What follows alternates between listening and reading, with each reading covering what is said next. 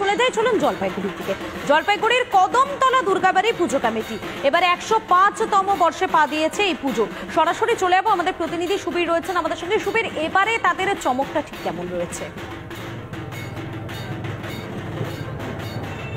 দেখো, এইবারে এই যে কদমতলা দুর্গাবাড়ি, এই দুর্গাবাড়ির কিন্তু 105তম বর্ষ এবং সুবিশাল একটি মন্দির তারা বানিয়েছেন। দেখো, আমি আমার ক্যামেরা পার্সনকে বলবো দেখাতে, দেখে মনে হবে এটা মেটাল দিয়ে তৈরি করা হয়েছে, কিন্তু না, এটা মেটাল নয়, সম্পূর্ণটাই একটা রাবার দিয়ে তৈরি করা হয়েছে। এখানে পুজো উদ্যোক্তারা রয়েছেন এবং প্রতি বছরই এদের কিছু না কিছু চমক থাকে। একবার জেনে নেওয়ার চেষ্টা করো, এবার আপনারা দর্শকদের কী চমক দিলে। 105তম দুর্গোৎসবে উত্তরবঙ্গের প্রাচীনতম পূজা কমিটি কদমতলা দুর্গাবাড়ির এইবার দুর্গাপুজো মণ্ডপের বিষয় হলো ডোকরা। ডোকরা হলো গ্রাম বাংলার নিপুণ শিল্পকর্ম।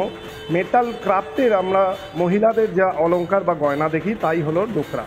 রাষ্ট্রপতি পুরস্কারপ্রাপ্ত সুদূর কলকাতার শিল্পী গৌরাঙ্গ কুইলার চিন্তনে আমাদের এই মণ্ডপ সজ্জা এবং এই শিল্পকর্মকে আরও জনপ্রিয় করে তোলার উদ্দেশ্যেই কিন্তু আমরা আমাদের এইবার দুর্গাপুজো মণ্ডপের এই থিম। শুনতে পেলে কি থিম রয়েছে এবং কিভাবে তৈরি করা হয়েছে আমি একবার দেখাতে বলবো আমার ক্যামেরা পার্সনকে। গোটা মণ্ডপটি দেখো, বিভিন্ন ধরনের মূর্তি, মডেল এই সমস্ত দিয়ে কিন্তু তৈরি করা হয়েছে এবং এগুলো কিন্তু সত্যি অপূর্ব সুন্দর। এবং কদমতলা দুর্গাবাড়ির এই পুজো কিন্তু বহু প্রাচীন পুজো, 105 বছরের পুজো। এবার মায়ের মূর্তিটা আমি একবার দেখাতে বলবো আমার ক্যামেরা পার্সনকে, বলবো তো আসতে, যে মায়ের মূর্তিটা দেখো, মায়ের মূর্তিটাও কিন্তু অপূর্ব এবং এই জলপাইগুড়ির স্থানীয় শিল্পীরাই বানিয়েছেন এই মায়ের মূর্তি। এবং এই পুজো দেখতে কিন্তু দূর দূরান্ত থেকে প্রচুর মানুষজন ভিড় জমায় এখানে। এখানে প্রচুর দর্শকরাও রয়েছেন।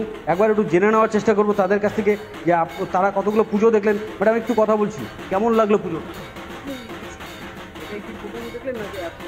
প্রথম দেখেছি, ভালো লেগেছে। ঠাকুর খুব সুন্দর হয়েছে এবং মণ্ডপ সজ্জা উত্তর খুব সুন্দর। অর্থাৎ বোঝাই যাচ্ছে এই মণ্ডপ প্রতি বছরের মতো এবারও যারা দর্শনার্থীরা এসেছেন তাদের নজর কেড়েছেন। তুমি আমাদের সঙ্গে থাকো, এই মুহূর্তে একবার হুগলির দিকে নজর রাখা যাক। হুগলির নালিকুলে সেখানে ইস্কনের